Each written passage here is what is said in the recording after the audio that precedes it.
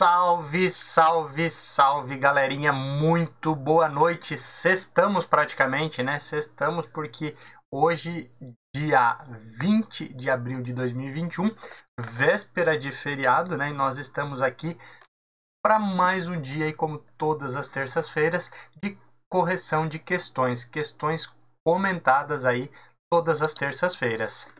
Para quem ainda não me conhece, eu sou o professor Wagner aqui da Francesca Educação Financeira. Todos os dias aí nós temos conteúdo aqui no canal. Começamos lá às 5h50 da manhã com o nosso Morning Call aí, com um briefing do mercado, o que aconteceu, o que pode acontecer. Então você pode nos acompanhar, inclusive acessar os grupos de WhatsApp.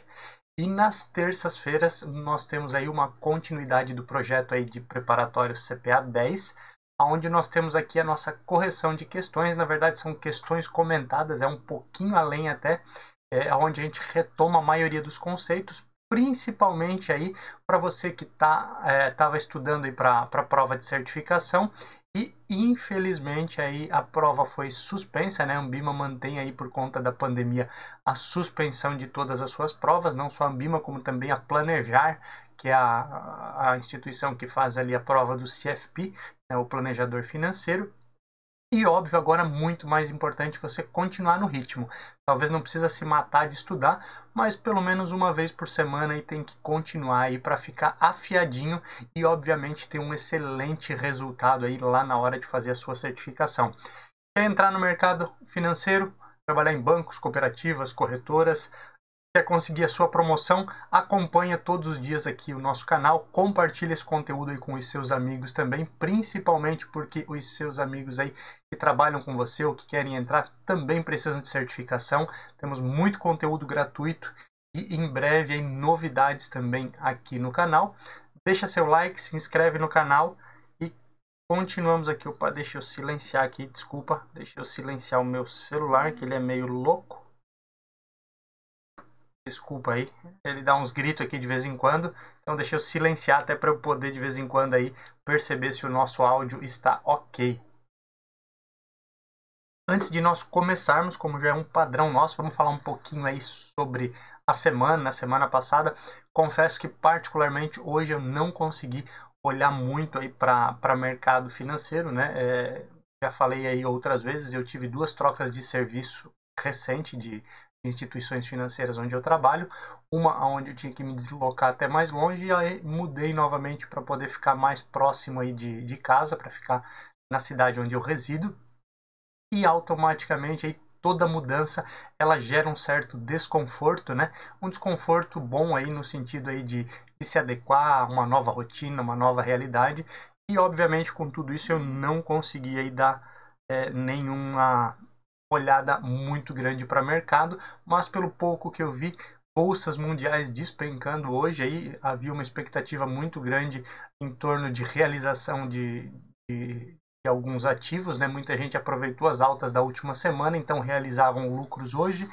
Também havia uma expectativa muito grande aí por conta da divulgação de resultados de empresas, tanto na Europa quanto nos Estados Unidos, aí, referente ao resultado do primeiro trimestre de 2020. Ontem, as empresas de TI, como Tesla, Facebook e outros, aí, apresentaram um resultado abaixo do esperado, então, óbvio, talvez isso tenha colapsado aí no dia de hoje. Mas, como eu falei, ainda não consegui olhar muita coisa, não consegui analisar nada, porque cheguei em casa aí e logo em seguida já comecei a preparar o material aí para que nós pudéssemos ter a nossa aula, a nossa correção de questões de hoje. Mais um recadinho paroquial, enquanto eu vou pegando uma água aqui para mim. Não esqueçam, se você ainda não está em um dos nossos grupos de WhatsApp, nós temos o grupo aí de correção de questões, aonde nesse grupo aí, toda segunda-feira à noite eu mando as questões que nós vamos ter aqui e, óbvio, a comunicação ela é primeiro lá, então quem está lá tem alguns benefícios, certo? Falando aí um pouquinho de questões, aqui além do nosso preparatório completo, que você consegue olhar aqui no nosso canal, você também pode, tá? Aproveite aí, nós temos uma correção de prova completa. Foi um dia aí em que eu fiz uma correção comentada de prova, semelhante a uma prova que você teria lá no dia de fazer a prova, lá no centro de testes da Ambima, né? Lembrando que as provas são online, mas você tem que se dirigir até um centro de teste credenciado, aí, licenciado pela Ambima, onde você realiza a prova lá num computador, sendo monitorado. Existe um monitor na sala e tudo mais, para evitar qualquer risco de fraude, né? E no mesmo dia você já tem a resposta, certo? Então nós fizemos a mesma ideia, uma prova comentada. Demorou um pouquinho mais do que o normal, bem mais, porque vocês sabem que o professor aqui fala bastante, né? Mas a ideia é realmente trazer aí para vocês alguns conceitos, relembrar sempre conceitos e dar aquela plaquinha, né? Aquele aviso, aquele disclaimer. Se você já passou por essa fase, você vai lembrar. Lá quando a gente fala de fundos de investimento, é necessário ter o disclaimer, que é o aviso, né? Aqueles avisos de situações importantes. E esse disclaimer eu sempre passo aí para vocês também, para que você se prepare bem para a prova e, óbvio, não seja um dinheiro jogado fora, aí, o dinheiro da sua inscrição. Então, contem conosco, vamos começar aí. Hoje nós temos mais 15 questões, já estamos aí próximo de 200 questões, acredito eu, ou até mais, fora a prova comentada. Então, aguardem aí, como eu disse, em breve nós teremos também algumas outras novidades e, óbvio, em primeira mão aí para quem está lá nos nossos grupos de WhatsApp. Beleza, galera? Começando então nossa correção de questões comentadas aqui dia 20 de abril de 2021. Primeira questão que nós temos aqui, nós vamos lá para módulo 1, né? Começando aí a estudar sobre Sistema Financeiro Nacional. E aí nós temos aí a primeira questão: qual desses não é um membro do CMN, Conselho Monetário Nacional? Letra A, o ministro da Economia. Letra B, o ministro da Fazenda. Letra C, o presidente do Banco Central. Ou letra D, o secretário especial de Fazenda do Ministério da Economia. A, B, C ou D. Então vamos lá, ó. Só relembrando aqui como já é padrão, são questões comentadas, né?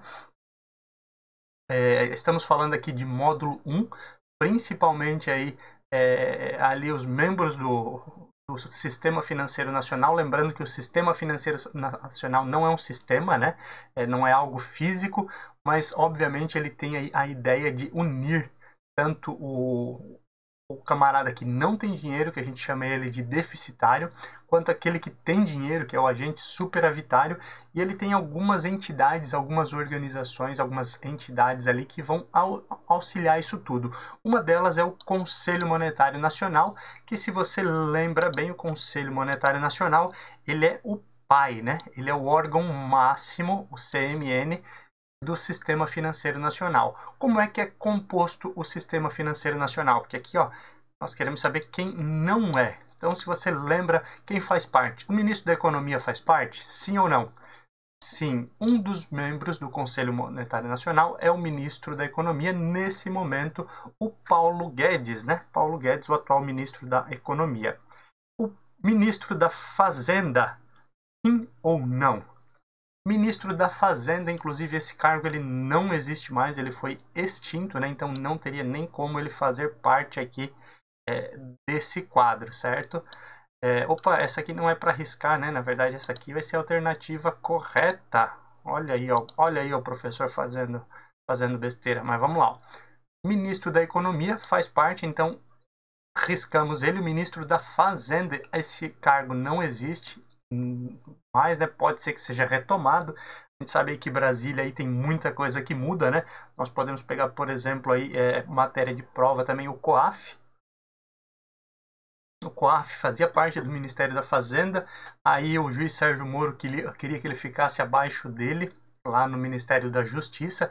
Foi mudado o nome de COAF para UIF, né, Unidade de Investigação Financeira. Depois voltou a ser COAF, sem inclusive ter sido cobrado isso em prova, e voltou a ficar embaixo do Ministério da Economia. Então muita coisa pode acontecer em Brasília, né? O presidente do Banco Central participa? Sim, também participa.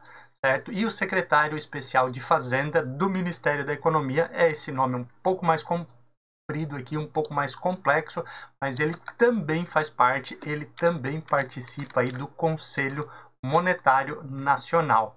Muito importante aí sempre ficar de olho, então, são esses 3 membros aí, presidente do Banco Central, secretário especial de Fazenda do Ministério da Economia e ministro da Economia, certo? Questão correta aqui, alternativa B, ministro da Fazenda não é um membro do Conselho Monetário Nacional. Questão número 2, então. Questão número 2, quem administra o sistema de pagamentos brasileiro? Opa, vamos cancelar esse A aqui, ó. Esse A não faz parte aqui. Quem administra o sistema de pagamentos bancário, né? Você vai lembrar também, pode aparecer assim, ó, a sigla SPB, Sistema de Pagamentos Brasileiro.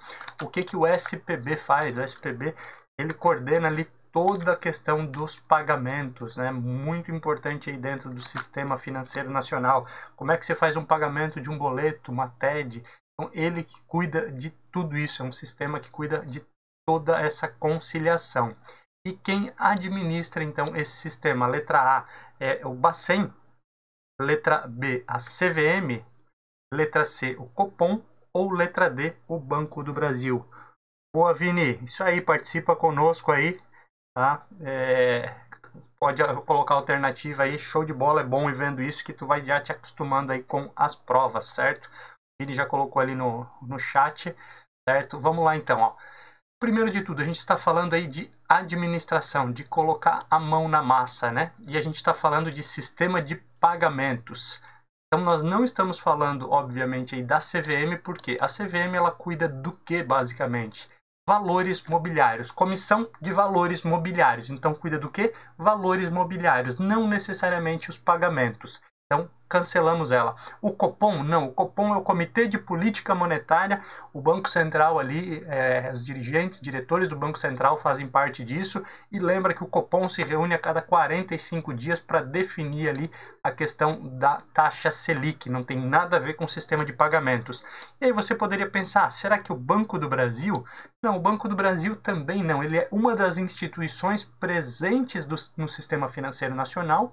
E, obviamente, ele vai estar abaixo de diversos outros órgãos. Ele vai estar na mesma linha de Itaú, Bradesco, Safra, Santander e etc. Então, ele não vai administrar o sistema de pagamentos bancário.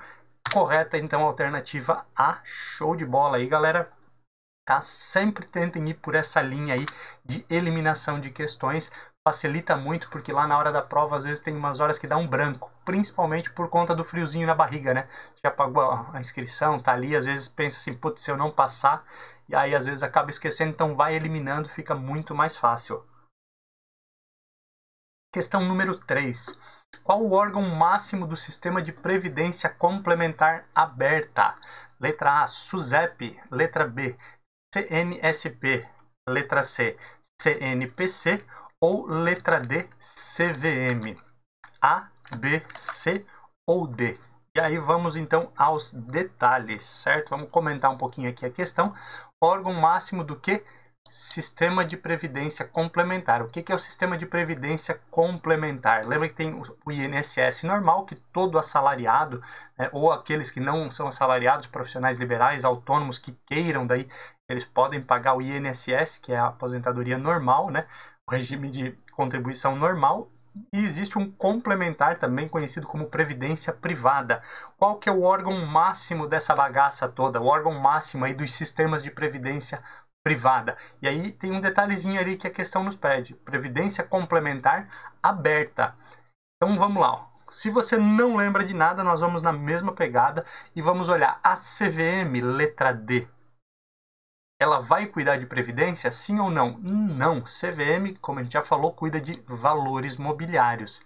Então, ela não estará cuidando de previdência complementar. E aí aqui nós temos esse detalhe, previdência complementar aberta. E aí você vai lembrar que existem dois tipos de previdência complementar. Uma delas é a previdência complementar aberta, onde todas as pessoas podem entrar no plano de previdência, e a outra, a previdência complementar fechada.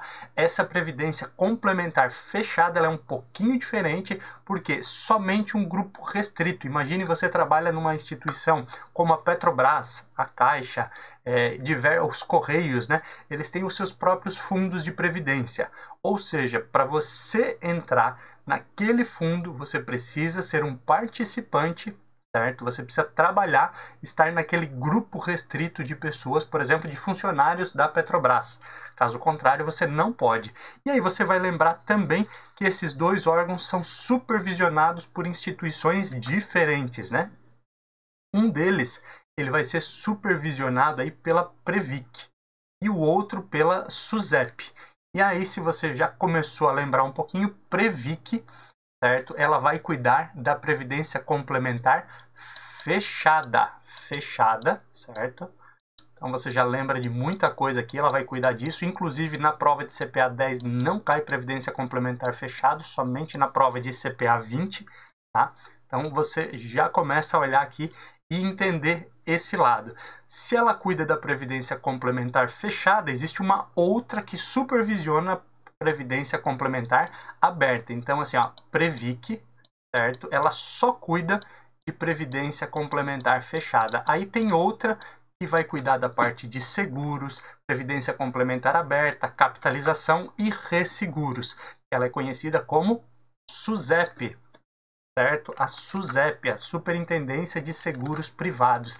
Mas aí vem o detalhe, a SUSEP cuida de previdência complementar aberta, mas ela é o órgão máximo do sistema, sim ou não? Não, ela responde para alguém e aí você vai ficar nessa dúvida, seria o Conselho Nacional de Segurança de Seguros Privados, Conselho Nacional de Seguros Privados ou o Conselho Nacional de Previdência Complementar.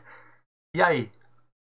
Qual seria? B ou C? E aí vem aquele macetezinho, aquele disclaimer, aquela placa que o professor Wagner sempre gosta de trazer para vocês aqui. Você vai olhar e vai fazer o seguinte. SUSEP cuida de previdência complementar aberta. SUSEP termina com qual letra? Letra P. CNSP termina com a letra P. Então, a SUSEP está subordinada à CNSP. E a Previc, que aqui, ó, termina com a letra C. Também temos a CNPC, certo? Conselho Nacional de Previdência Complementar, que também termina com a letra C. E aí, muito fácil você saber que a Previc ela está vinculada à CNPC e a SUSEP à CNSP.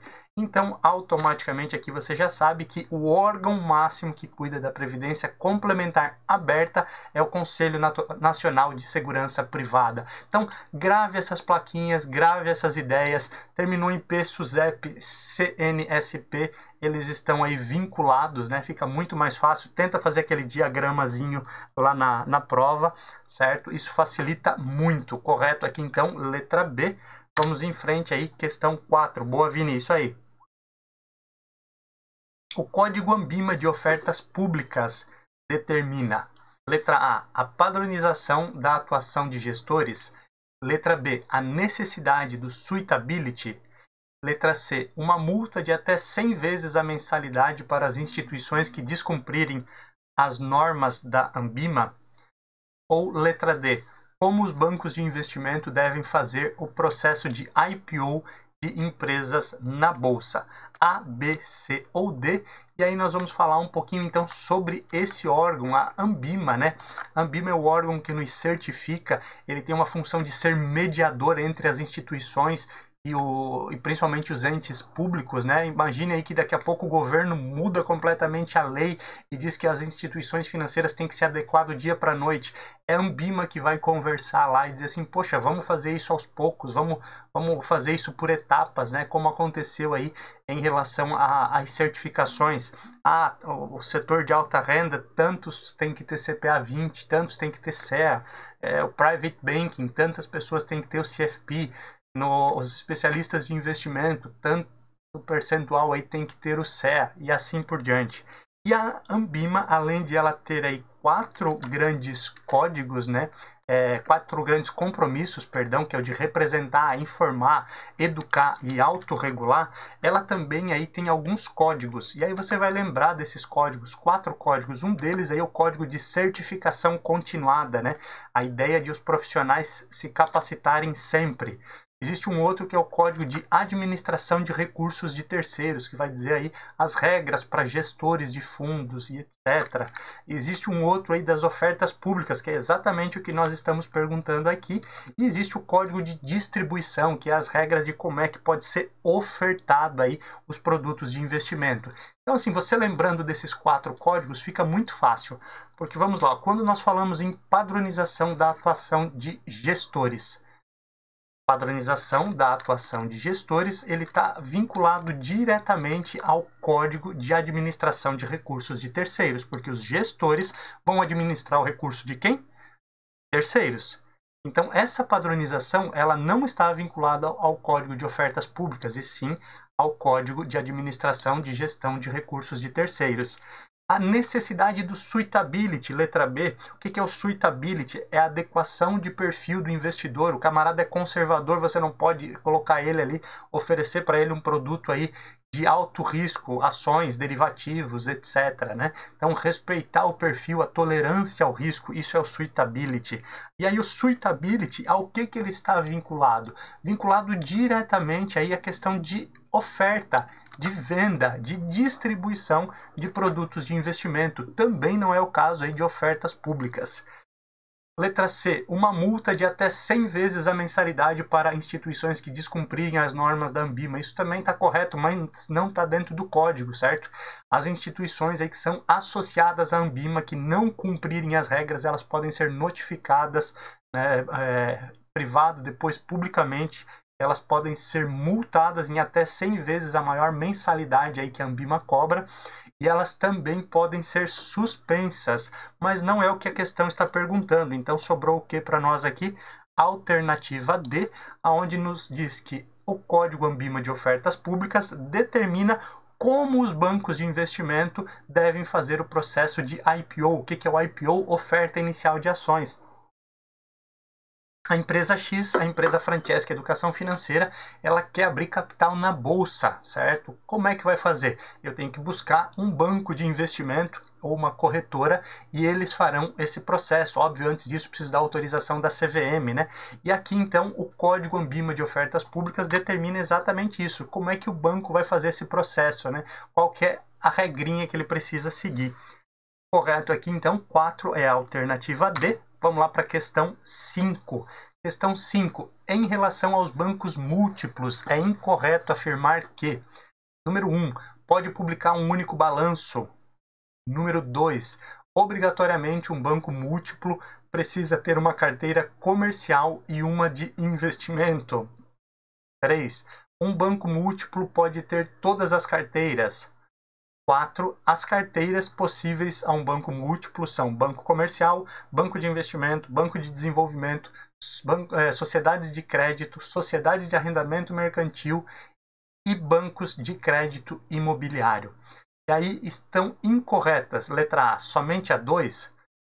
Letra B, a 1, a 3 e a 4. Letra C, todas as alternativas estão corretas. Ou letra D, a 1 e a 3 está incorreta. E aí nós vamos aos primeiros detalhes aqui, né? O professor sempre fala toda semana, todas as aulas aqui, para você tomar muito cuidado na hora da sua prova com os termos incorreto, leia bem, né? Às vezes vai ler na corrida e acaba tendo dificuldade nesse sentido. Cuide com aquele termo também, exceto, certo? Porque ele muda completamente, né, o sentido de uma frase, e é muito comum ter esse tipo de questão na prova, assim como é muito comum ter esse tipo de questão aqui para você identificar quais são as alternativas corretas ou incorretas. Por quê? Existe um grau de dificuldade maior numa questão como essa, não é simplesmente chutar. Existem várias opções aí que você pode ter dentro de uma questão como essa. Vamos lá então, ó. Incorreto nós temos que olhar, né? O que são bancos múltiplos? Bancos múltiplos são aqueles bancos que têm mais de uma carteira. Como assim mais de uma carteira, professor? Banco múltiplo, ele é banco comercial, ele é banco de investimento, mas ele também tem a parte de cartões, ele também financia carros, né? E assim por diante. Como é que é feito? Óbvio, um CNPJ aí para cada banco. Para ele ser considerado um banco múltiplo, ele precisa aí ter pelo menos 2 carteiras. A gente vai chegar nesse ponto aí que é a próxima questão, mas vamos lá. Ele pode ter todas? Pode ter 3, 4? Pode, não tem problema, ele só precisa respeitar algumas regras. Na hora de publicar o balanço, imagina o Itaú. A gente está próximo aí novamente aí de divulgação de resultado das empresas listadas na Bolsa. O Itaú é uma delas, tem lá Itub 3 e Itub 4, né? Não vou entrar nos detalhes, mas são dois tipos de ações que existe aí de Itaú na Bolsa Brasileira, certo? Eles têm dentro do Itaú, o Itaú Agência normal, que você vê sempre na rua, tem Itaú Card, que cuida de cartões, Itaú Cred, que cuida da parte de financiamento de veículos, leasing e etc. Eles têm a parte de crédito imobiliário, tem o Itaú IBBA, que é a parte do banco de investimento. Olha só, são vários bancos que existem dentro do Banco Itaú, certo? Como é que Itub 3 ou Itub 4, que é Itaú, publica o balanço de todos eles? Ele pode publicar individual? Pode, mas ele também pode publicar esse balanço de forma única. Apesar de serem CNPJs diferentes, ele pode publicar na forma de um único balanço. Então essa daqui é uma alternativa correta, mas nós não queremos a alternativa correta. Olha aqui, ó, olha aqui, nós queremos a alternativa incorreta. Então essa aqui a gente elimina aqui da nossa linha de raciocínio. 2. Obrigatoriamente um banco múltiplo precisa ter uma carteira comercial e uma de investimento? Então, lembrando, para ser considerado um banco múltiplo, o banco tem que ter pelo menos duas carteiras. E a regrinha diz que uma delas obrigatoriamente tem que ser comercial ou de investimento. Então, não é obrigatório. Tem que ter duas, sim, mas não é obrigatório ter as duas, tá? Tendo uma, já é considerado banco múltiplo. Uma e uma outra, né? Então imagine lá, tem a carteira comercial, que é o banco que você vê lá na rua, e tem a parte de crédito imobiliário, é banco múltiplo? Perfeito, tá? Eu tenho só a carteira de investimento e tenho também arrendamento mercantil, é banco múltiplo? Sim. Se tiver as duas, também, mas a regra é que uma ou outra, não existe a obrigatoriedade das duas, então essa daqui é uma questão incorreta, e como ela está incorreta, é uma daquelas que nós queremos, certo? Então vamos lá, 2 está incorreta. A 3, um banco múltiplo pode ter todas as carteiras? O professor já deu spoiler, né? Falando antes, ele pode ter todas as carteiras. O Itaú é um caso desse, né? Existem diversos outros bancos aí que têm a mesma realidade e ele pode sim ter todas as carteiras, sem nenhum problema. Então, como ela está correta, nós também eliminamos ela. E a 4, quais são as possíveis carteiras do banco múltiplo? Porque eu também já dei spoiler, né? Existe o banco comercial, que é aquela agência que você vê lá na rua, que você consegue daí ir lá e fazer um depósito à vista, fazer um saque, fazer um CDB, por exemplo. Existe aí também o banco de investimento, que ele não tem essa agência na rua.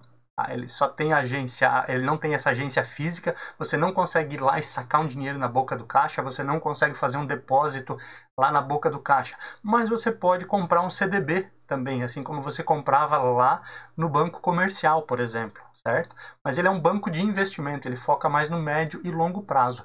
Ele vai captar investimento, ele vai emprestar também para investimentos de longo prazo.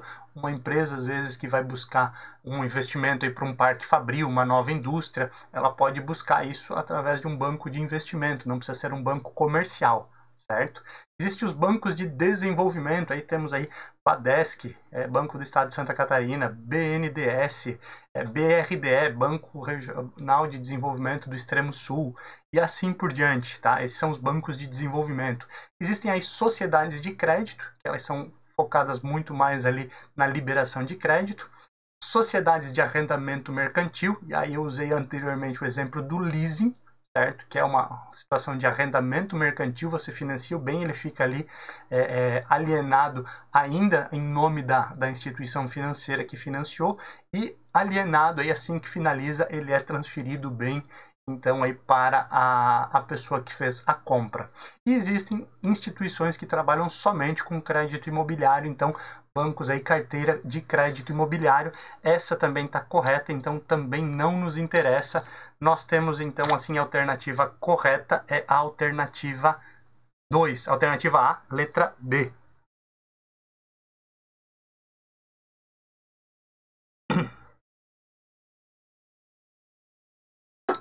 Vini, vamos lá. O Vini perguntou ali, desculpa, eu não tinha visto antes, tá, Vini? Em relação ao Banco de Desenvolvimento ser estatal. Sim, tá? mas existe a possibilidade aí de um banco estatal ser um banco múltiplo, tá? Não é tão comum, mas existe essa possibilidade. Ele, por exemplo, aí ter a carteira de banco de desenvolvimento e ter uma outra carteira comercial ou de desenvolvimento. Então existe essa possibilidade, tá? Normalmente eu não conheço nenhum banco de desenvolvimento que atue no Brasil, pelo menos, que não seja estatal. Deixa eu lembrar aqui, realmente eu não lembro, tá? Então, assim, existe a possibilidade de não ser? Acho que até existe, tá? Fora do país, talvez nós tenhamos aí algumas instituições que trabalhem nesse sentido. Mas sempre lembrando aqui a ideia, Vini, é exatamente assim, são carteiras diferentes que podem estar dentro aí dos bancos múltiplos, certo? Então, sempre lembrando, e aí sempre lembrar da principal regra, que todas essas aí são possíveis, mas lembrar que para ser considerado um banco múltiplo, a instituição ela tem que ter duas carteiras, pelo menos, certo? E aí, essas duas carteiras serem, por exemplo, a carteira comercial e mais uma outra, ou a carteira de investimento e mais uma outra. Também pode ser as duas, beleza? Vini, qualquer coisa, chama aí, vou ficar de olho no chat também aí. Qualquer coisa eu volto aqui se não ficou bem claro, beleza? Questão 6. Qualquer coisa, Vini, chama aí, Vini Santos, e aí eu volto ali em seguida. Volto ali se não ficou bem claro a questão anterior. Questão 6. Qual dos títulos abaixo não são custodiados pela clearing da B3? Letra A, opções. Letra B, derivativos. Letra C, ações. Ou letra D, NTN-B. Esse também aqui é um caso que vai gerar uma certa polêmica, né? Mas nós vamos aí esclarecer o máximo possível aí as polêmicas que podem surgir dessa questão, mas é bem interessante aí você entender essa questão, certo? Vamos lá. Primeiro de tudo, o que são as clearing, né? Clearing house. Show, beleza, Vini? Tá? Show, é isso aí mesmo, Vini. Vini já deu a resposta ali, tá? Vamos lá, só relembrando os conceitos. A clearing house, certo? Clearing house é uma casa de custódia. Ela tem o objetivo de dar liquidez, né, e segurança aí para as operações. Então imagina o seguinte, vou usar o exemplo do Vini, já que nós estávamos respondendo a dúvida dele ali. O Vini tem um título, uma ação, por exemplo, de Petrobras, certo? Petrobras aí que essa semana teve a troca do presidente da Petrobras. Ele quer me vender essas ações da Petrobras, então tem um preço, tal, né, isso foi combinado, eu vou comprar e ele vai me vender, mas não existe um papel físico que diga assim, olha, aqui constam 100 ações da Petrobras. Isso acontece tudo de forma online, tudo digital. E aí como é que eu vou ter certeza que o Vini tem aquelas 100 ações e que ele vai transferir elas para mim? E da mesma forma, como é que ele vai ter certeza que ele me transferindo aquelas ações, eu vou transferir o dinheiro para ele? Então, tudo isso acontece dentro da clearing house. E aí nós tínhamos antigamente 3 clearing house, né? A Selic, certo? A CETIP e a clearing da B3, né? Não era clearing da B3, era a BMF Bovespa anteriormente, né? Mas existiam 3. Aí quando se criou a B3, que uniu a BMF e Bovespa, né, e aí virou Bolsa Brasil Balcão, ela também trouxe junto a CETIP. E aí então vamos aos detalhes. A CETIP, que não existe mais, então não cai mais em prova, você pode esquecer, só estou contextualizando aqui. Então nós temos hoje B3 e Selic, certo? Selic é a Câmara de Custódia ali dos títulos públicos federais. E todos os outros são custodiados, são negociados ali dentro da clearing da B3, porque a B3, Bolsa Brasil Balcão, pegou BMF Bovespa, certo? Que cuidava de ações, cuidava de mercado futuro também, de mercado à vista, e mais os títulos privados, que daí são os CDBs, os RDBs, o CRI, CRA, LCI, LCA e assim por diante, toda aquela sopa de letrinhas. Tudo isso é custodiado e negociado dentro da B3, com uma exceção, entre aspas, ali dos títulos públicos federais, que os títulos públicos federais, eles são aí custodiados na Selic. Óbvio, aí a Selic, né, ela custodia, tem uma regrinha aí, para sua prova é isso que vale, tá? Na prática, você vai ver depois que você compra os seus títulos dentro do próprio site da corretora, tá tudo dentro da B3, mas é feito em parceria, vamos dizer assim. Então, os títulos públicos federais, LFT, LTN, NTNB, NTNB principal, NTNF, todos esses títulos são custodiados dentro da clearing chamada Selic. Os demais dentro da clearing da B3, e aí nós vamos aqui aos detalhes. Opções é um tipo de derivativo, né? Então, assim, ele é semelhante. Derivativo é algo que deriva de um ativo. A gente vai ver isso em CPA 20. É um termo um pouquinho mais complicado. Ações, nós estamos tudo aqui dentro de renda variável, basicamente, né? Tudo isso aqui ele é negociado dentro da B3, é custodiado pela própria B3, com exceção da NTNB, que é um título público federal, e aí ele é custodiado pela Selic. Deixa eu ver aqui o que o Vini mandou. Isso aí dá para verificar aí pelo canal do investidor. Inclusive aí dá para, quando você compra ações e tudo mais, existe ali dentro da própria B3 também, tudo isso aí você consegue consolidar essas informações, né? Principalmente aí, galera, e aí estamos numa época bem importante, se você comprou, vendeu qualquer ação, principalmente, né? Você tem que declarar imposto de renda, tá? Mesmo que você não seja obrigado. Se você comprou, vendeu, qualquer coisa, você precisa, mas não foi day trade. Precisa declarar, certo? Então, fica de olho, aproveita aí que o governo também postergou essa situação e aí é um bom momento aí para você fazer isso, beleza? Questão 6 aqui, então, a correta é a alternativa D. Vamos aí, questão número 7. Nos aproximamos já aí da metade, certo? Das questões de hoje. E temos aí o Tiago. Tiago fez diversas compras de dólar para um amigo, que posteriormente foi preso por tráfico de drogas e lavagem de dinheiro. Nesse caso, o Tiago, letra A, está sujeito a multa. Opa, está sujeito a multa de até 10 anos, não, né? Não é a multa aqui, certo? Está sujeito a até 10 anos de prisão e multa. Letra B, está sujeito a multa somente. Letra C, não terá qualquer problema, pois ele não praticava lavagem de dinheiro ou tráfico de drogas. Ou letra D, nenhuma das alternativas, A, B, C ou D. Então vamos lá, o Thiago tinha um amigo, camarada, gente fina, o cara ia para o Paraguai, comprava umas muamba e tal, e aí o Thiago que comprava a maioria dos dólares para ele, certo? E aí o Thiago caiu no radar também. O Thiago caiu no radar daquele órgão ali que eu falei lá no início, né? O COAF. O COAF é o órgão máximo no combate aí à lavagem de dinheiro. Tem a Convenção de Viena que fala também em relação aí à questão de terrorismo e sequestro, etc, né? Mas imagina o seguinte, o Thiago estava comprando uns dólares e ele só repassava para o amigo dele, amigo da onça, né? E depois foi preso aí por tráfico de drogas e lavagem de dinheiro.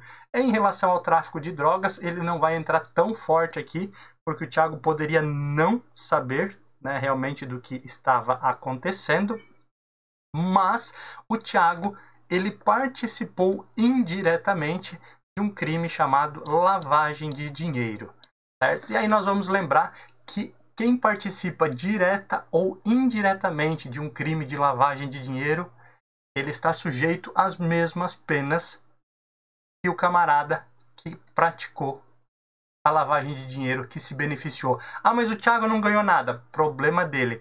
Ele não deveria ter comprado dólares em nome de outra pessoa. E aí vale os detalhes, tá? Não movimenta a sua conta por outra pessoa. Não empresta o cartão, daqui a pouco você tem lá 20, 30 mil reais aí de cartão mês, porque Deus e o mundo usam o seu cartão, o pessoal paga tudo em dia, tranquilinho e tal, mas a tua renda é de 3 mil.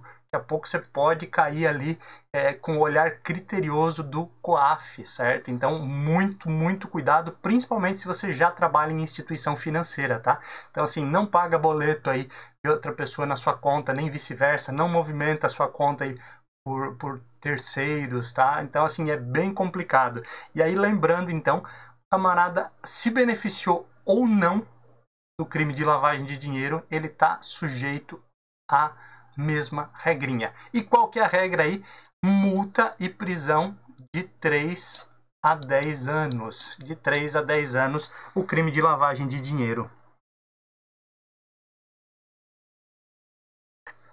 É isso aí, ó, boa, Vini, é isso mesmo, tá? O Vini falou que está fazendo faculdade e teve que declarar R$ 1,05 de rendimento em fundo imobiliário. Realmente, tá? E faz, tá? Faz porque, cara, cair na malha fina depois, e detalhe, tá? O governo ele pode até 5 anos depois, ele pode pedir isso aí. Então, assim, é melhor fazer, dar um pouquinho de trabalho. Ô, Vini, já que tu tá fazendo contábeis, fica mais fácil também, né? Fica mais fácil aí para declarar. Mas ele realmente dá um trabalhinho, tá? Quem faz declaração de imposto de renda e principalmente comprou fundo imobiliário, comprou ações, vendeu. Quer ver a galera do day trade? Esses caras devem ficar loucos nessa época. Voltando aqui então, em relação às penas, né? De 3 a 10 anos de prisão, mais multa de até o dobro do valor que foi o benefício. Então imagina, o cara que com a lavagem de dinheiro ele lucrou 5 milhões, certo? Ele pode pagar uma multa de até o dobro desse valor, ou seja, 10 milhões. A mesma coisa o Thiago, e ambos podem ser condenados aí de 3 anos a 10 anos de prisão por conta do crime de lavagem de dinheiro.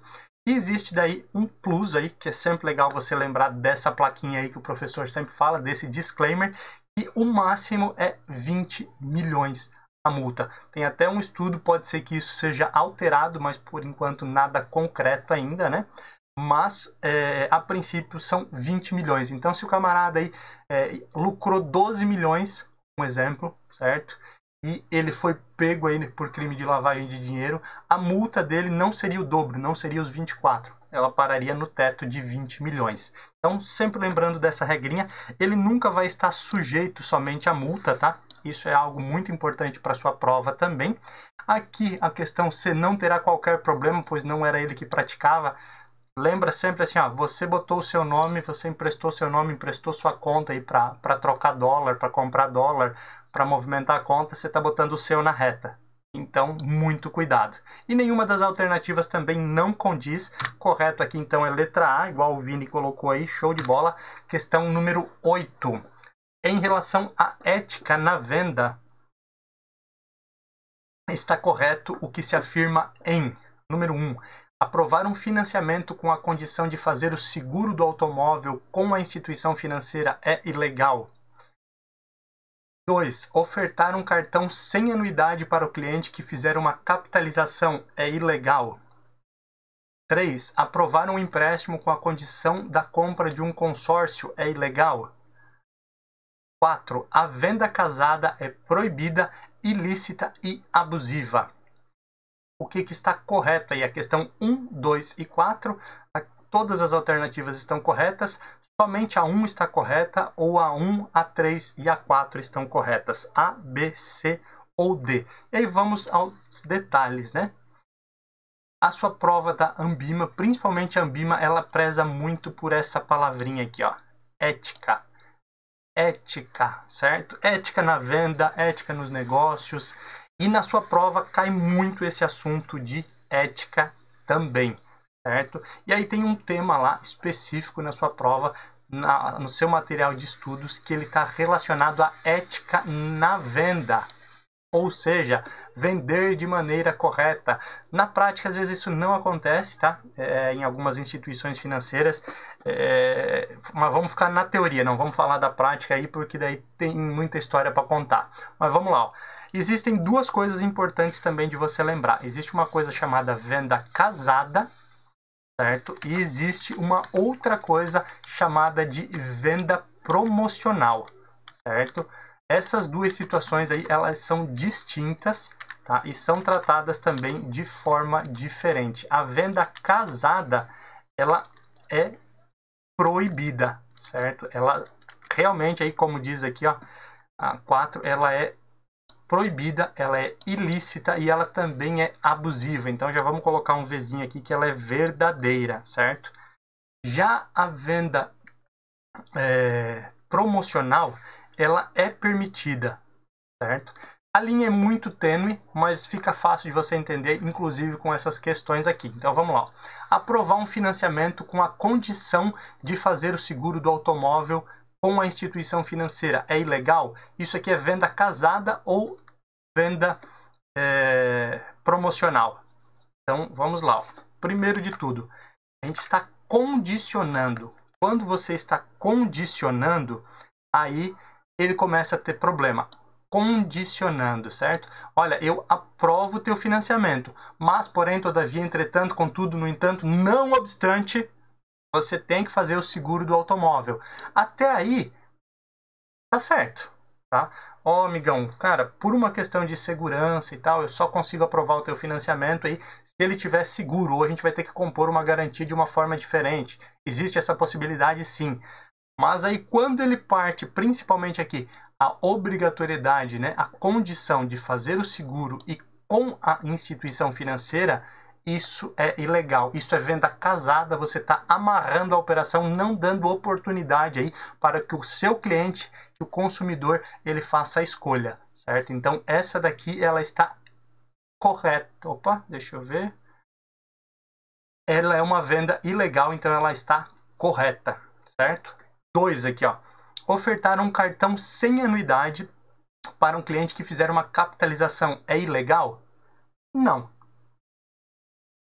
Esse aqui é um exemplo de venda promocional. Você pode dizer para o camarada o seguinte: olha, cliente, olha aqui, associado, cooperado, indiferente de onde você trabalha, às vezes não trabalha em banco, trabalha em cooperativa, né? Eu tenho um cartão que ele é sem anuidade, eu consigo isentar a anuidade para ti desse cartão de crédito, desde que você faça uma capitalização, certo? Então, se você está dando um benefício, você não está negando o cartão, olha, se você quiser o cartão, tá aqui. Tá? Esse cartão ele tem aí R$100 de anuidade, por exemplo, certo? Mas, se você fizer uma capitalização, eu consigo isentar aí por 1 ano, 2 anos, essa anuidade. Quer? Quero. Não, não quero, só quero o cartão, ou nem quero o cartão. Você deu a opção de escolha, isso é chamado de venda promocional, então essa não é ilegal. A venda promocional ela é legal, ela pode ser feita. 3. Aprovar um empréstimo com a condição da compra de um consórcio é ilegal? Lembra, o que é ilegal? A venda casada. Isso é uma venda casada ou uma venda promocional? É uma venda casada, porque ele está condicionando. Olha, seu Wagner, o senhor está comprando um carro. Eu aprovo o seu empréstimo para casa, o seu financiamento. Eu aprovo o seu empréstimo pessoal. Mas eu preciso que o senhor compre um consórcio aqui. Então, quando você condicionou, você está partindo para a ilegalidade, certo? Uma venda casada, então essa daqui também está correta. Correta, então, é a 1, a 3 e a 4. Nós temos aqui a alternativa D. 8, alternativa D. Vamos em frente. 9, o API. O que é o API? Análise de perfil de investidor. Deve ser atualizado obrigatoriamente quando? Letra A cada 12 meses. Letra B, a cada 24 meses. Letra C, toda vez que o cliente quiser investir em algo fora do seu perfil. Ou letra D, a cada 36 meses. A, B, C ou D. Esse também gera um pouquinho de polêmica, mas é legal. Eu sempre digo o seguinte, tá, galera? Treino fácil, jogo difícil. Treino difícil, jogo fácil. Para sua prova ser mais fácil, aqui tem que ser mais pegado, tem que ralar um pouquinho mais aqui. Então vamos lá. API, análise do perfil de investidor, certo? Ela tem que ser feita aí para a maioria dos investimentos. O único investimento aí que não é obrigatório que o cliente tenha o API preenchido, análise de perfil de investidor, é o fundo de renda fixa de curto prazo. É o fundo de curto prazo, me fugiu, simples ali, né? Porque ele aplica em 95% do seu patrimônio líquido em títulos públicos federais, certo? É o único caso, então, é o fundo de renda fixa, tá? Simples, que ele vai aplicar aí até pelo menos 95% do seu patrimônio líquido em títulos públicos federais ou outros títulos de mesma classificação de risco, ou seja, um CDB de um grande banco, algo que seja bem difícil aí de quebrar, por exemplo, certo?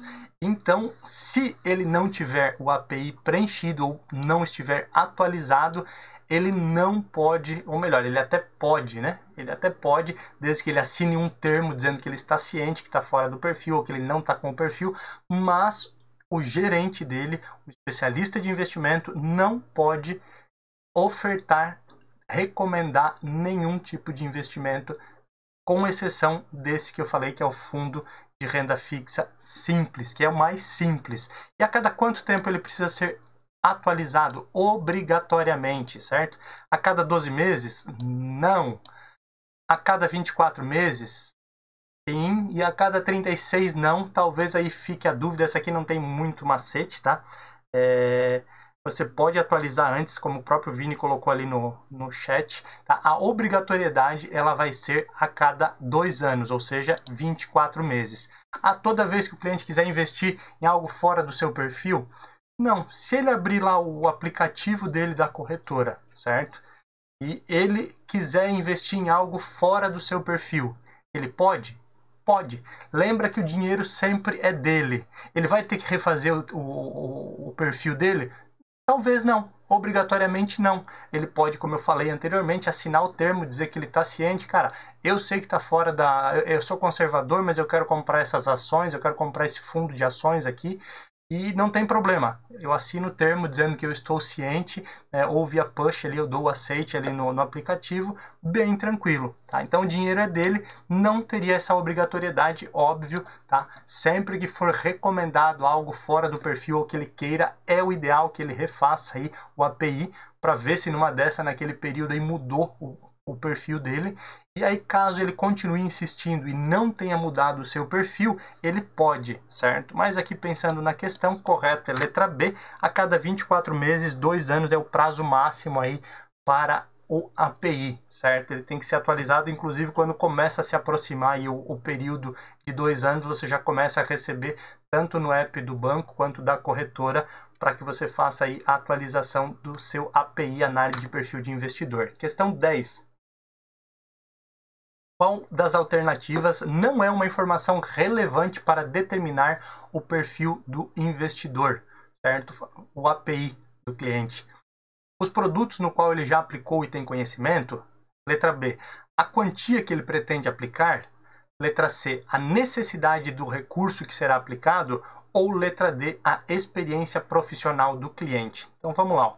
O que não é relevante? O que não é relevante para determinar o API, certo? Então, assim, quando vai ser feito o API, algumas coisas são perguntadas. É uma série de perguntas ali que busca justamente aí entender alguns detalhes da vida daquele cliente. Entender como é que ele reage à questão de risco, sua aptidão a risco. Às vezes ele não é, ele é conservador, às vezes não é. Tem algumas perguntinhas aí e algumas coisas são relevantes e uma delas aqui não é. Então vamos lá. Os produtos no qual ele já aplicou e tem conhecimento são relevantes? Óbvio que são. Imagine que é um cara que ele já aplicou em ações, em derivativos, ele já aplicou em poupança, em LCI, em LCA, CRI, CDB, RDB, RDC. O cara conhece tudo, tá? Vai mudar o perfil dele? Óbvio que sim. Ele já conhece, então assim, ó, com certeza ele não sofre tanto. Ele tem um perfil aí provavelmente aí talvez mais agressivo, não necessariamente agressivo, mas talvez ele não seja conservador porque ele já conhece o restante. Ou ele vai ser conservador porque ele se decepcionou e tudo, mas é importante entender, por isso que nunca é isolado, né? Letra B, a quantia que ele pretende aplicar. Cara, isso é completamente irrelevante. O camarada que vai aplicar 10 milhões ou aquele que vai aplicar R$1.000, certo? Ele tem que ser tratado da mesma forma, é a questão aí de tratamento igualitário, inclusive, né? E assim, ó, eles têm que ser analisados individualmente, porque 10 milhões para você pode não ser nada, e R$1.000 para mim pode ser muito, pode ser todo o dinheiro, então não pode colocar em risco. Então essa daqui, a alternativa B, é aquela que realmente é irrelevante, né? A necessidade do recurso sempre é importante, porque se ele vai usar no curto ou médio prazo, tem que ser pensado de forma diferente. E a experiência profissional sempre é levada em conta, porque muitas vezes aí o indivíduo já trabalhou em instituição financeira, é um economista, é um cara que ele vai investir, mas ele já é um CFP, já é um planejador financeiro. Então ele tem um conhecimento diferenciado, né? Então isso é muito importante e muito relevante. Continuando aqui, questão 11. Qual das alternativas abaixo representa a taxa de negociação de câmbio na hora? Letra A, Selic. Letra B, Petax. Letra C, Spot. Letra D, Spare. A, B, C ou D. Vamos lembrar, ó, taxa de câmbio. A gente até falou do caso do Thiago lá, né, que comprava moeda estrangeira, comprava dólar. Então imagina, como é que é feita a cotação quando você precisa comprar moeda estrangeira, né? Existe aí uma taxa, certo? Que ela pensa aí em futuro, semelhante aí à média das negociações, como é o caso da taxa DI, da taxa Selic. Bom, vamos começar aqui, né? Taxa Selic é a taxa básica de juros, não tem nada a ver com câmbio, certo? Petax, aí vamos lá, ó. Petax, talvez você já tenha ouvido falar. Petax, ela é semelhante à Selic, não Selic Meta, Selic Over, que daí nós temos a Selic Over, certo? Que é igual ao DI. Petax é a média das negociações de câmbio do dia, certo? Das instituições financeiras. Então o Banco Central liga lá para as instituições financeiras 3 vezes por dia e pergunta, ó, quanto é que está cobrando aí no dólar hoje.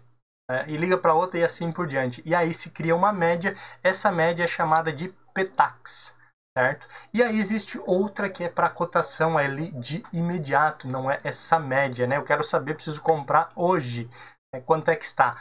Aí é Spot ou Spare? Spare não tem nada a ver aqui, foi só uma pegadinha, né? Não existe esse termo, existe aí a taxa Spot, essa sim, letra C, essa está correta. Taxa Spot é a taxa da negociação no mesmo dia. E a Petax, como eu falei, é a média das negociações da taxa de câmbio naquele dia. Questão número 12. Um fundo com maior rentabilidade e maior volatilidade automaticamente será: letra A, mais atrativo para investidores. Letra B, um fundo com maior pagamento de taxa de administração e taxa de performance. Letra C, será um fundo com maior risco? Ou letra D, um fundo que investe em ações? Vamos lá, um fundo com maior rentabilidade. Rentabilidade é bom, né? Rentabilidade, ele rende mais. E maior volatilidade. O que é a volatilidade? É o movimento do mercado, é o sobe e desce, né? Valoriza, desvaloriza, valoriza, desvaloriza. Então, quanto mais volatilidade, maior o risco, né? Então, assim, ó, aqui ela nos traz a primeira. É mais atrativo ao investidor? Não necessariamente, né? Não necessariamente, porque eu posso não gostar de risco, não gostar de volatilidade. Então, mesmo que ele tenha mais rentabilidade, eu não quero saber dele, certo? É um fundo com maior pagamento de taxa de administração e taxa de performance? Também não. Se você pegar aí alguns fundos mais antigos, principalmente, que eram negociados em algumas instituições financeiras, eles tinham aí uma taxa de administração de 3,5% ao ano, certo? Mais taxa de performance e não entregava quase nada.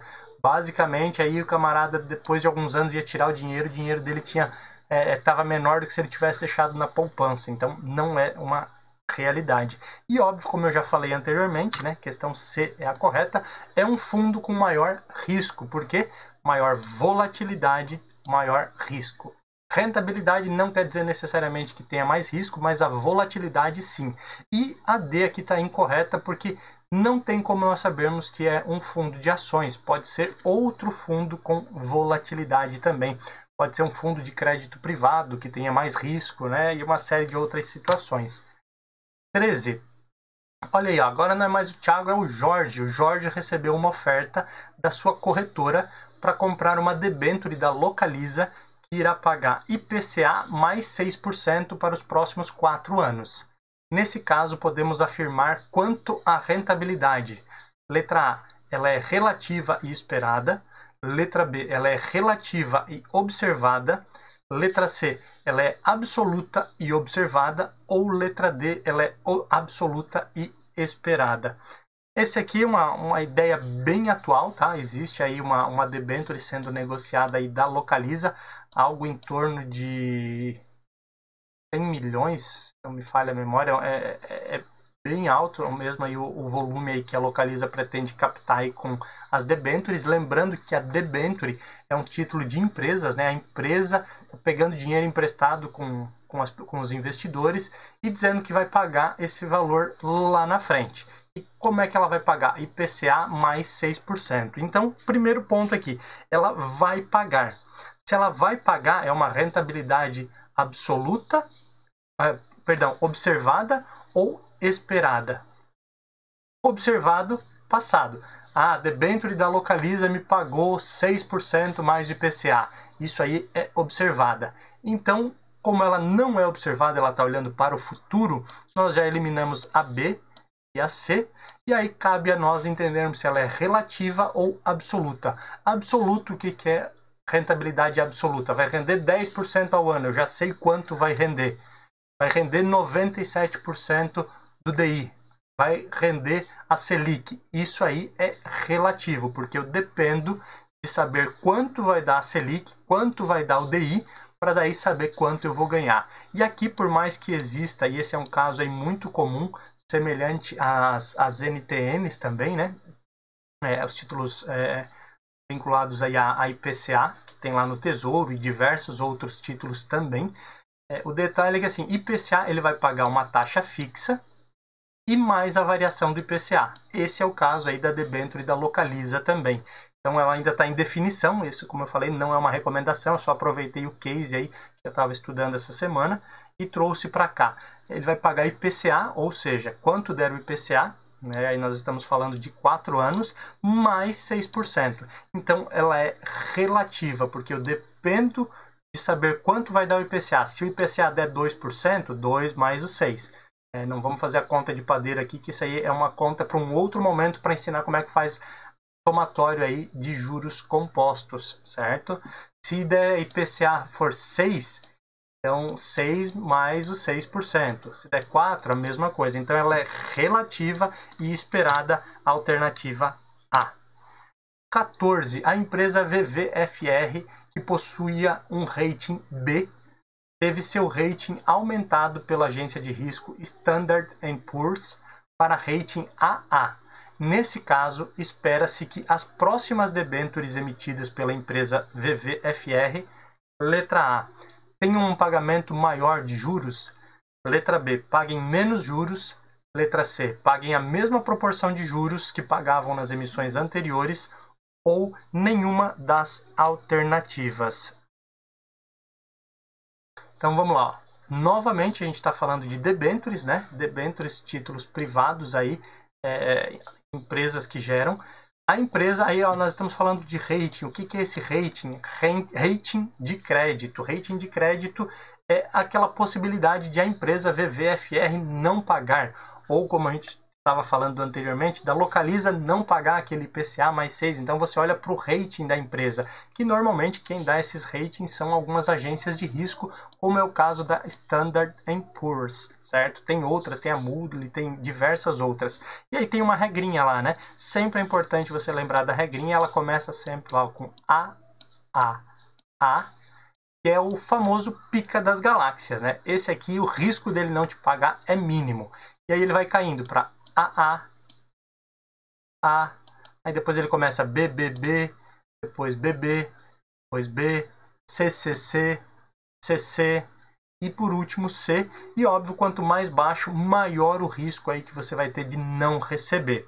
Então assim, ó, uma empresa que é a VVFR, ela tinha rating B, ou seja, ela estava aqui embaixo, certo? E agora o rating subiu ou desceu? Subiu, chegou até aqui, ó, rating AA, ou seja, ela melhorou a sua qualidade. O risco dela não pagar, ele é menor agora. Com isso, a próxima emissão, provavelmente, o que ela vai fazer? Vai pagar mais juros?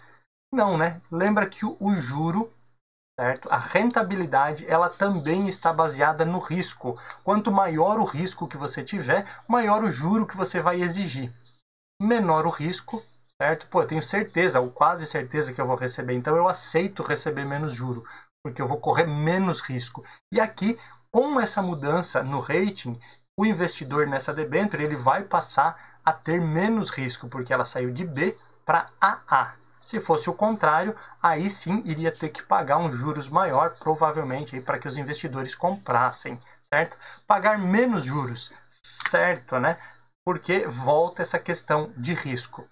Menor risco, menor o juro pago, porque eu não corro tanto risco, então eu aceito receber um pouco menos, porque eu sei que eu vou receber, eu sei, entre aspas, certo? Letra C, pagar a mesma coisa não tem lógica, né? Porque senão por que teríamos esse rating? E nenhuma das alternativas também não. Bora lá, 15ª questão. Com relação ao risco não sistêmico, estão corretas as alternativas. A. A crise do subprime em 2009, que afetou os bancos, é considerada um risco não sistêmico por especialistas. 2. A demissão do presidente da Petrobras nesse ano levou diversas empresas a terem queda na B3. Esse é considerado um exemplo de risco não sistêmico. 3. A pandemia da Covid-19 em 2020 é considerado um risco não sistêmico. 4. O risco não sistêmico não pode ser previsto e afeta todos os ativos. E aí, quais estão corretas? Letra A, alternativa 3 e 4 estão corretas. Letra B, a 1, a 3 e a 4 estão corretas. Letra C, 1 e 2 estão corretas. Ou letra D, 1, 2 e 4 estão corretas. Vamos lá.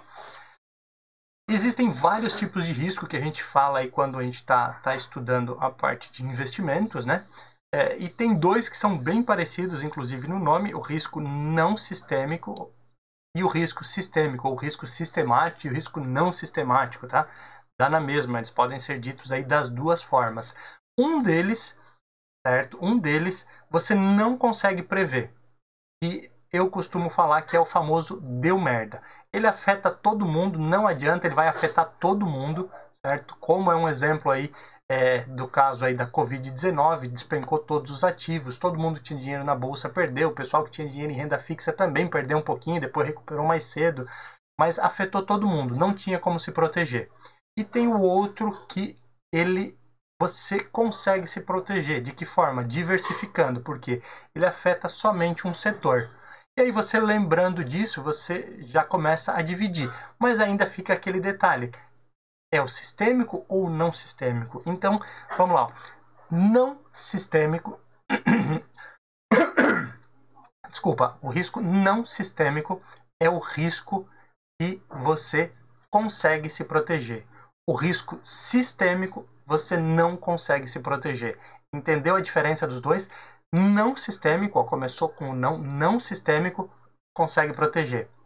Sistêmico, você não consegue, aí você vai jogar o não para o final, certo? Então já fica mais fácil, aí é só uma questão de interpretação aqui nesse momento.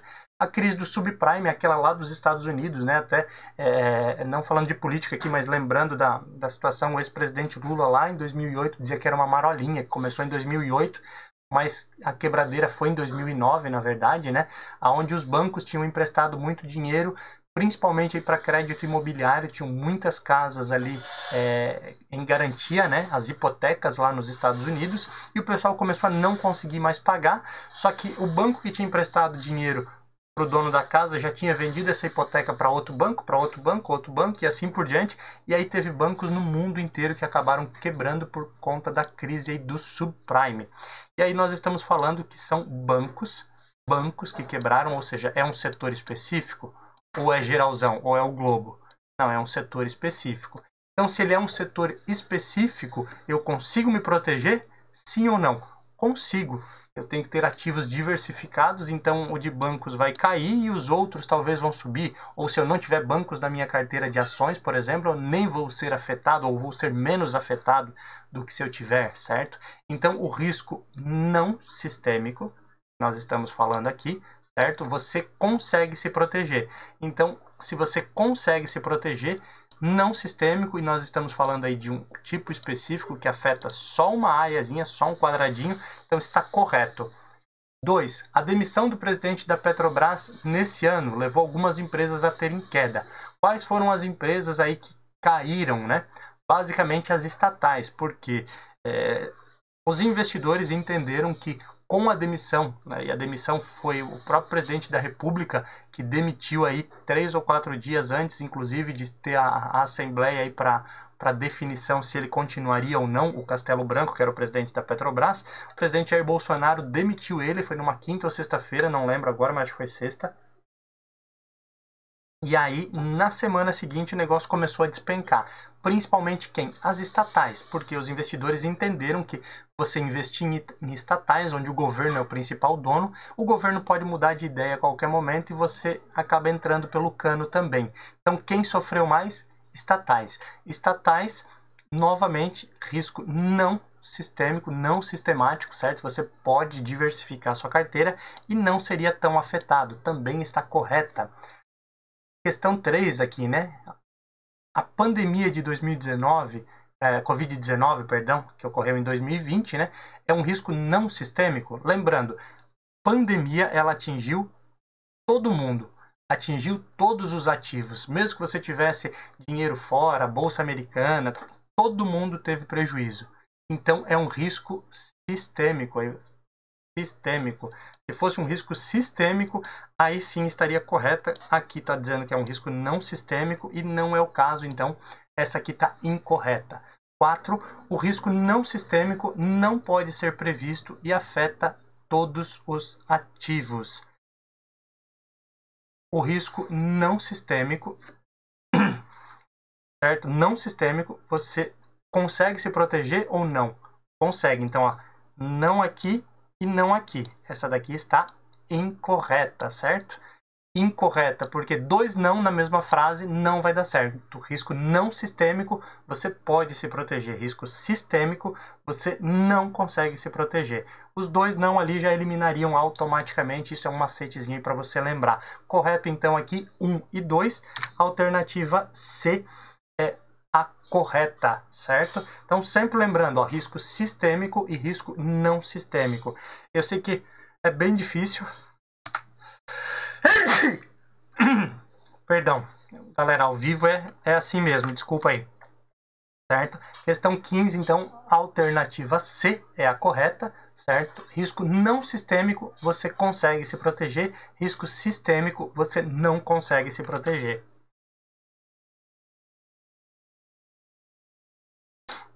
Perdão, fechou. Galera, obrigado aí mais um dia por ter a companhia de vocês. Obrigado por mais uma terça-feira participarem conosco. Não se esqueça, deixa seu like, se inscreve no canal, compartilha esse conteúdo aí com mais pessoas. Muita gente aí precisando passar em certificação, renovar a certificação. E aqui nós temos um conteúdo semanal aí de correção de questões, de relembrar o conteúdo, principalmente aí para você que agora ficou nesse mato sem cachorro, né? Porque queria fazer a prova, já tinha às vezes até a prova marcada e ela foi aí suspensa por conta da pandemia. Então continua os estudos, não precisa às vezes se matar nesse momento, tem um pouco mais de tempo aí, né? E às vezes se você estudar demais, às vezes você cansa nesse momento, mas continua relembrando 1, 2 vezes por semana, se você já estudou. Se não, aproveita o momento agora e estuda. Nós temos o preparatório completo aí de CPA 10, né? Estuda todo o conteúdo, depois começa a fazer simulados e com certeza a aprovação é certa, principalmente se você acompanhar aqui, porque eu já falei para você, aqui nós temos treino difícil para você ter um jogo fácil lá na frente, a certificação vir tranquilinha. Obrigadão aí pela companhia, bom descanso para vocês, nos vemos amanhã, que mesmo sendo feriado, nós estamos aqui no nosso Morning Call, porque o resto do mundo amanhã funciona normal. Depois a gente volta a dormir. Aquele abraço, tchau, tchau.